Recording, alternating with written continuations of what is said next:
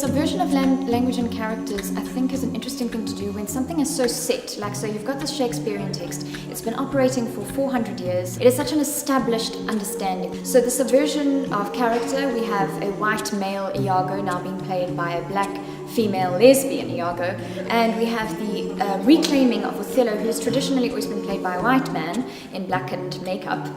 We're reclaiming Othello to such an extent that not only is he a black actor, but he is a deeply cultural man speaking his own language.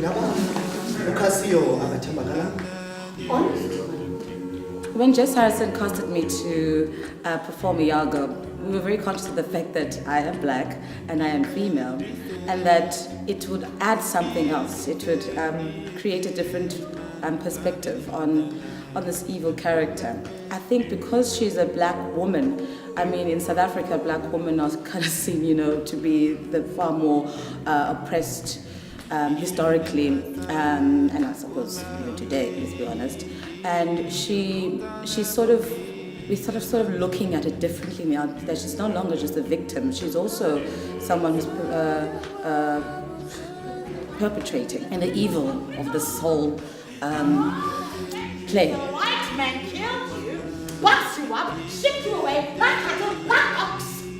I believe that the Moor is strongly placed in South African context, and not just South African context, a contemporary context. It deals with the complexities of racism, that it's not as black and white as sort of Shakespeare and Othello did. Bring out and keep this jealousy throwing restraint upon us.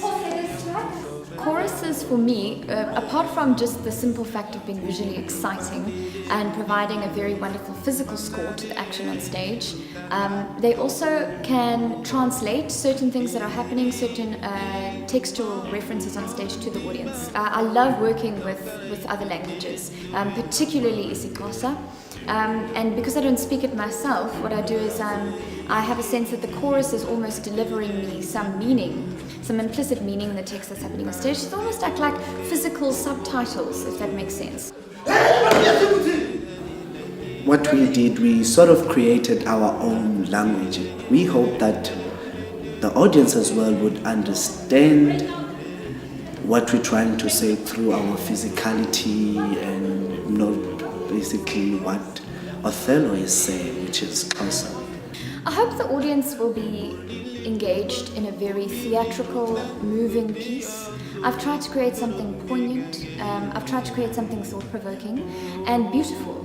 And I also hope that for a South African audience, they see this as a refreshing platform on which to discuss some race issues, because well, we live in a very politically correct time, and it's just ridiculous to even consider that we're not very, very deeply affected by racial issues. And I hope that they, having known the original Shakespeare, take a fresh look, a fresh perspective at a very traditional text.